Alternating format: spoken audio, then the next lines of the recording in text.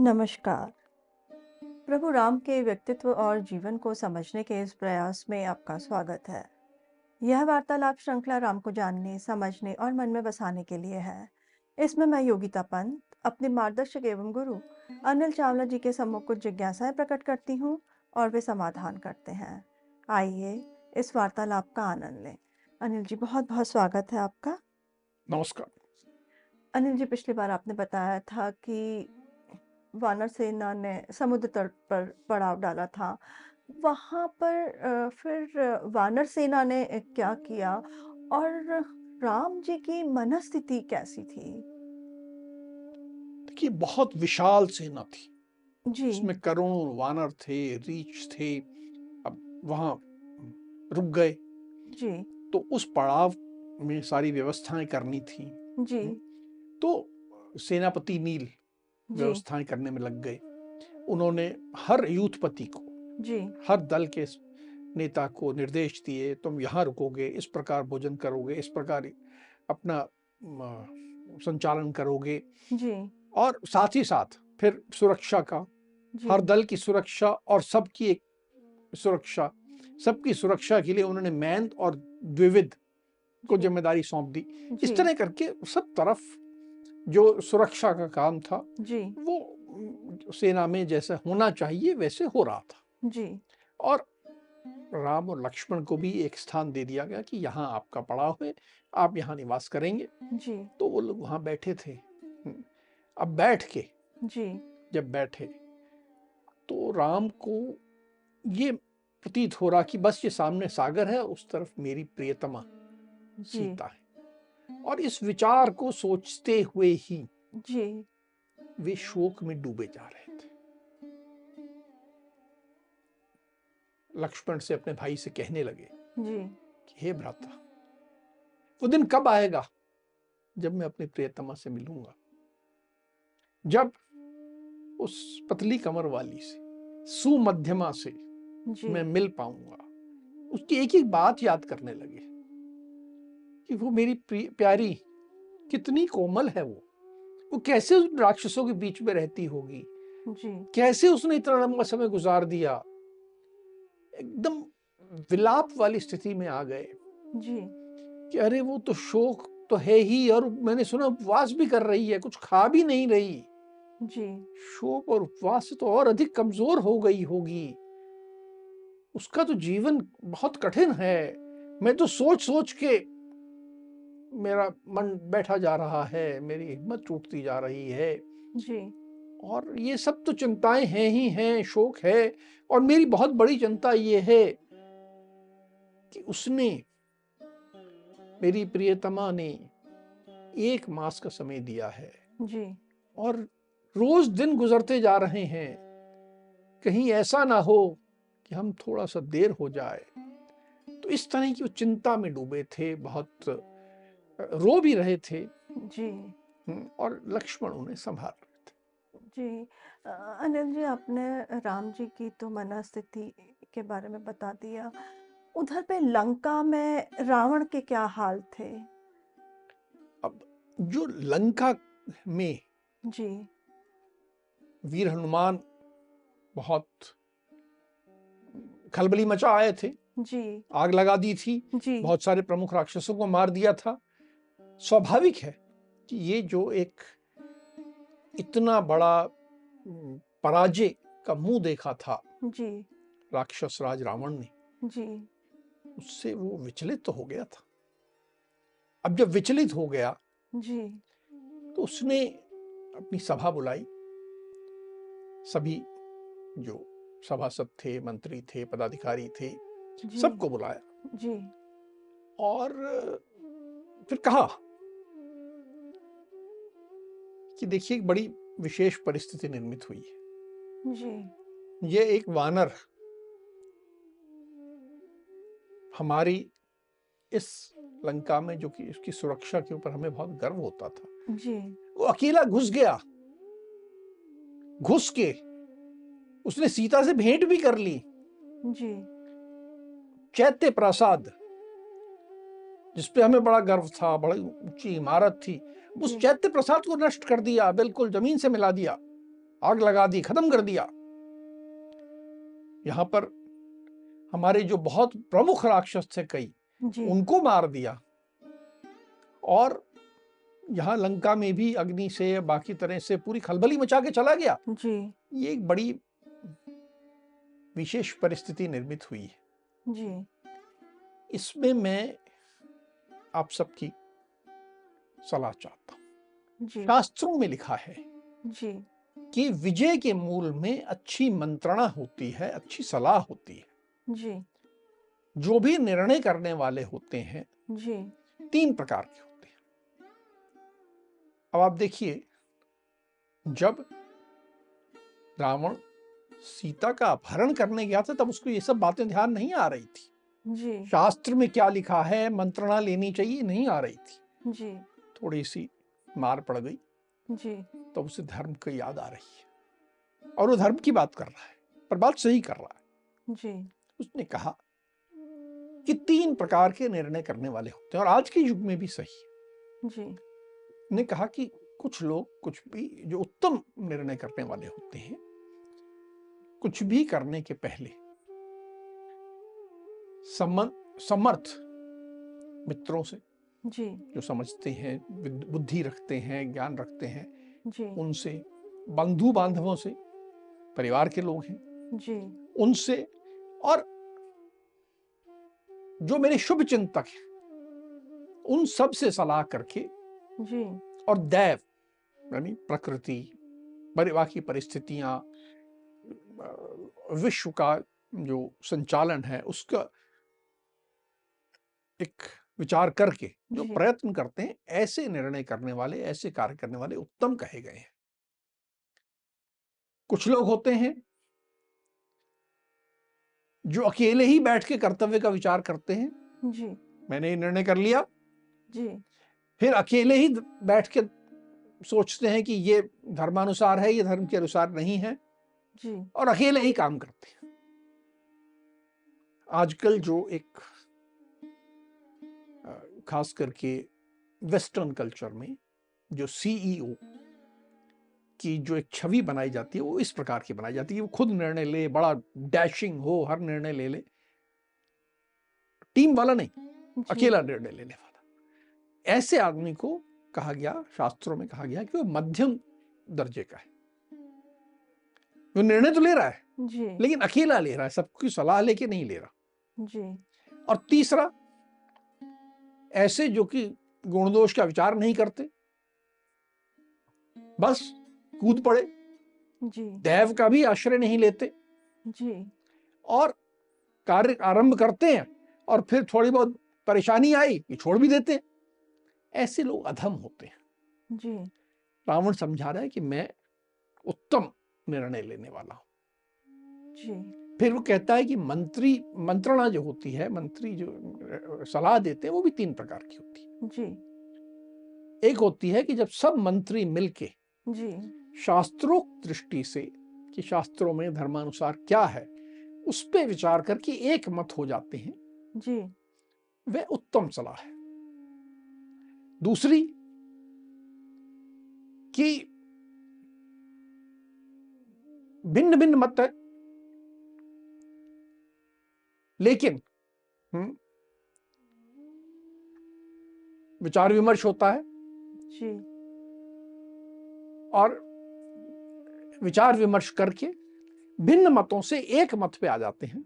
जी, इसमें शास्त्रोक्त बात नहीं है, धर्म का विचार नहीं है, लेकिन फिर भी सब एक मत हो गए। जी, तो ये कहा ये भी ठीक है, ये मध्यम मार्ग है। जी, और तीसरा, जो देखिए कितने हजार साल पहले किया गया, आज हमें वो देखने को मिलता है जी, कि जहां विचार करने की आवश्यकता है, वहां सब लोग स्पर्धा पूर्वक भाषण देते हैं। आजकल हमारी संसद में यही देखने को मिलता है।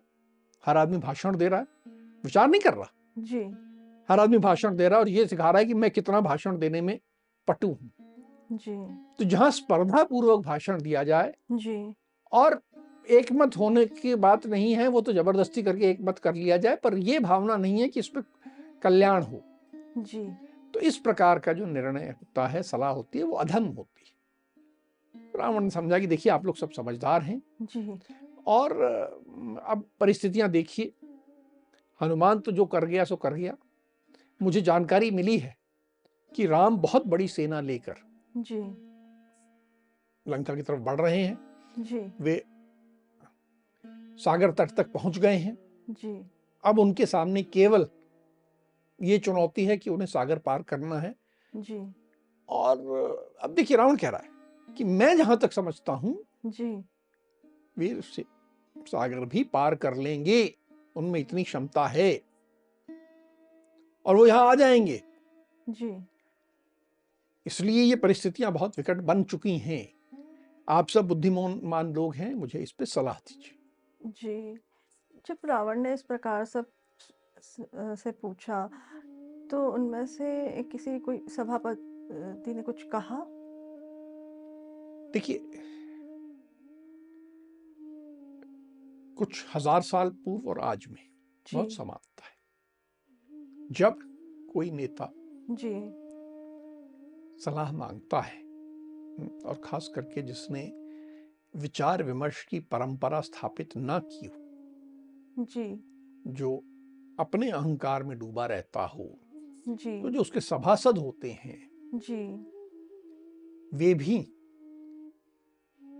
उस भाव से विचार विमर्श करना जानते ही नहीं है। तो सबसे पहले तो सारे जितने सभासद थे, सभा में उपस्थित लोग थे, जी, सबने एक ही सुर अलापना शुरू कर दिया कि अरे आपको तो कोई चिंता करने की आवश्यकता ही नहीं है, आप इतने शक्तिशाली हैं, जी, हमारे पास इतनी बड़ी सेना है, विश्व की सबसे बड़ी सेना है, हमारे पास इतने तरह के शस्त्र हैं, उनका ऐसा भंडार है, आपको तो कोई चिंता करने की आवश्यकता ही नहीं है। आप क्यों भूल रहे हैं जी, कि आपने तो नागों को भी हराया है, आपने तो कुबेर को भी परास्त किया, आपने यक्षों की सेना को भी हराया, आप तो महाशक्तिशाली हैं।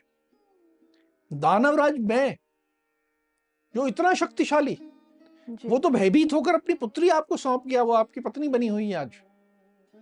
फिर वो जो दानव, एक और महान दानव जिसकी शक्ति की बहुत सुनते थे, मधु, वो जो कि आपकी पत्नी, क्षमा करें, जो आपकी बहन कुंभी नसी का पति है, जी, उसको भी आपने युद्ध में परास्त किया था। तो ऐसी ऐसी रावण की जो पूर्व की उपलब्धियां थी, जी, उनका गुणगान करने लगे कि आपने इस दानव को ऐसे हराया, इसको ऐसे हराया, वरुण के पुत्रों को भी तो आपने हराया है, जी, यमराज की सेना को भी हराया है, इंद्र सहित समस्त देवताओं को हराया है। अरे ये जी, राम पर विजय कौन सी बड़ी बात है, ये तो केवल दो नर हैं, दो मनुष्य हैं, बड़े साधारण लोग हैं, जी, और इनके साथ केवल ये सब वानर रीछ जानवर हैं, इनके लिए आपको चिंता करने की कोई आवश्यकता है ही नहीं, आप चिंता ना करें और आप तो आराम से बैठे रहें, कहाँ चिंता में लगे आप। ये आपका पुत्र, जी, ये अकेला ही इंद्रजीत जो है, ये आपका पुत्र, ये सब वानरों का संहार कर देगा। आप भूल गए कि इन्होंने ही तो इंद्र को कैद कर लिया था। जी, आप जैसे शक्तिशाली व्यक्ति को साधारण दो नर जिनके पास कुछ नहीं है, और ये वानरों की ऐसी उछलती कूदती सेना के बारे में चिंता आपके लिए उचित नहीं। तो एक तो ये सुर अलापा गया जी, तारीफ का, जी, तारीफ करते जाओ नेता की। जी, क्यों? क्योंकि जो तारीफ कर रहे होते हैं इस तरह वो अपने नेता खुश कर लेते हैं, खुश करने का काम कर लिया। जी, जब एक ये हुआ तो उसके बाद जो महामंत्री थे, जी, अमात्य थे, प्रहस्त, वे खड़े हुए और कहा कि हम लोग जी, देवता, दानव, गंधर्व, पिशाच, पक्षी, सर्प सबको परास्त कर सकते हैं, हम में इतनी शक्ति है। जी, वो तो पिछली बार जब हनुमान आया था हम तैयार नहीं थे, वो धोखे से आ गया और हम तो बिल्कुल हड़बड़ाहट में सब कर गए, नहीं तो हमें डरने की कोई बात ही नहीं है। जी, बस आप तो आज्ञा दो, हम बस पूरी धरती को वानरों से शून्य कर देंगे, पूरी धरती पर एक वानर नहीं छोड़ेंगे, आपको तो बस आज्ञा देने की देर है, हम तो ये कर देंगे। अब जब अमात्य प्रहस्त ने जी, ये एक लाइन पकड़ी तो जी, सब एक के बाद एक खड़े होने लगे बस आप मुझे बोलो, मैं करके आता हूं। मुझे बोलो, मैं इसको माराऊंगा, मैं इसको माराऊंगा। कोई तलवार निकाल के लहरा के बोल रहा है, कोई परिग निकाल के बोल रहा है, कोई भाला उठा के बोल रहा है कि जी, बस आपकी आज्ञा की देर और मुझे आदेश दो और मैं तो पूरी वानरों की सेना को अकेला समाप्त कराऊंगा। इस तरह करके एक पूरा ये अपनी अपनी बहादुरी की डींगे हाँकना, जी, दंभोक्ति, मैं जी, ये कर सकता हूं, मैं ये कर सकता हूँ, क्योंकि जी, अगर उसने कहा कि कर सकता तो मैं कैसे पीछे रह जाऊं। जी, बिल्कुल, ऐसी एक स्पर्धा शुरू हो गई। जी, इस तरह करके बातें शुरू हो गई। जी। जब सब ये सभासदों और सेनापतियों और मंत्रियों ने ऐसे बढ़-चढ़ कर के बोल रहे थे, तो उनमें से कोई था जिसने कुछ अलग हट कर के कहा हो? हाँ, इस सारी जो भीड़ थी, इस सारा जो एक माहौल बना हुआ था, जी, जिसमें हर आदमी बढ़ बढ़ के दावे कर रहा था, जिसमें कि हर आदमी अपने आप को सक्षम बता रहा था कि मैं राम को भी मार दूंगा, लक्ष्मण को भी मार दूंगा, हनुमान को भी मार दूंगा, जी, ये तो मेरे बाएं हाथ का खेल है, जिस तरह की बातें चल रही थी। जी, इन सब के बीच में एक व्यक्ति खड़ा हुआ और बड़े हाथ जोड़कर विनम्र भाव से जी, उसने बात कही। ये व्यक्ति था विभीषण। और इसने कहा कि ये जो युद्ध की बात की जा रही है, जी, मैं इससे सहमत नहीं। नियम ये है कि जो साम, दान और भेद जी, इनसे ना हो सके, जी, उसके लिए हमें पराक्रम करना चाहिए, दंड का सहारा लेना चाहिए। पहले इन तीनों का प्रयोग सोचना चाहिए। जी, शत्रु को हमें कम आंकना नहीं चाहिए। जी, ये सिद्धांत है कि कभी भी अपने शत्रु को कम मत आंकना। जी, और विजय के लिए, विजय तब संभव होती है जी, यदि शत्रु असावधान हो। वो असावधान है, हमने हमला किया, हमें विजय मिल गई, जी, ये हो सकता है। या कभी किसी दूसरे तीसरे व्यक्ति ने उस पर हमला करके उसको कमजोर कर दिया है और जी, फिर हम हमला करते हैं, तो उस कमजोरी का हम फायदा उठा के जीत सकते हैं। जी, या कई बार ऐसा होता है कि हमारा शत्रु, जी, दैव उसके विरुद्ध जा चुका है, उसके महामारी आ गई है, अकाल आ गया है, रोग आ गया है कोई, जी, और वो कमजोर है। तब हम जब आक्रमण करते हैं तो पराक्रम सफल होता है। जी, अन्यथा युद्ध में आशंका बनी रहती है, पता नहीं होता कि विजय होगी, हार होगी। जी, हमें ये समझना चाहिए। और इधर जो शत्रु आ रहा है, जी, उसके पास असंख्य बल है, उसको कम मत आंकिए आप। जी, उसके पास बल असंख्य है। जी, और उनमें जो सेनाओं में जो योद्धा हैं, जी, उनमें बल और पराक्रम की भी कमी नहीं है। असीम बल है, असीम पराक्रम है। हमने एक उसका उदाहरण देख चुके हैं हम। जी, उसको हल्के में आप कृपया मत लें। कभी भी दूसरे की शक्ति को भुलाकर उसकी अवहेलना करना जी, और डींगे हाँकना अच्छी बात नहीं है। और सबसे बड़ी बात हमें ये समझना होगा जी, कि राम ने राक्षस राज रावण का क्या अपराध किया है? कोई अपराध तो किया नहीं है। जी, ये कहना कि उसने खर को मार दिया, तो आक्रमण तो खर ने किया था। जी, खर ने आक्रमण किया था। जी, आत्मरक्षा में राम ने युद्ध किया और खर मारा गया। जी, ये तो कोई अपराध नहीं है। जब राम ने कोई अपराध नहीं किया, जी, तो फिर उनकी पत्नी को उठा के लाने का निर्णय कैसे उचित हो सकता है? जी, मेरा पूरी विनम्रता से जी, मेरा मत है, मेरा राक्षस राज से अनुरोध है जी, कि सबसे उचित ये होगा कि हम सीता को वापस राम को सौंप दें। जिस कर्म का फल केवल कला होता है, जी, उस कर्म को नहीं करना चाहिए। ये इस युद्ध से हमें कुछ नहीं मिलेगा। जी, इस युद्ध में केवल कलह होगी और मिलना कुछ नहीं है, तो इस जी, युद्ध की ओर हम ना जाएं और राम यहाँ आ जाएं और जी, फिर लंका में विध्वंस करें, जी, हमारा नुकसान हो, उससे पहले हम सीता को ससम्मान जी, राम के पास लौटा दें, जी, तो युद्ध होगा ही नहीं। इस तरह करके बड़े विनम्र भाव से जी, और तार्किक ढंग से विभीषण ने अपनी बात उस पूरी सभा में जी, राक्षस राज के सामने रखी। जी। ये विभीषण ने जो सलाह दी रावण को, उस पर रावण की क्या प्रतिक्रिया थी? वो तो गुस्सा हो गए होंगे। देखो, इतनी तार्किक बात थी, जी, रावण उत्तर नहीं दे सक, चुपचाप उठा जी, और सभा से उठ के अपने महल में चला गया। बात को उसने वहीं समाप्त कर दिया, सभा जो है विसर्जित कर दी। तो ये सब होने के बाद फिर विभीषण ने कुछ और प्रयास करा रावण को समझाने का? हाँ, वो भाई थे, जी, वो रावण का शुभ चाहते थे, जी, केवल सभासद या सेनापति नहीं थे, जी, व्यक्तिगत रूप से रावण से स्नेह भी करते थे। जी, कोई उनके मन में रावण के प्रति दुर्भावना नहीं थी, जी, और रावण राजा था तो उसका सम्मान जैसा होना चाहिए विनय पूर्वक वो भी करते थे। जी, तो अगले दिन प्रातः विभीषण रावण के महल गए। जी, वहां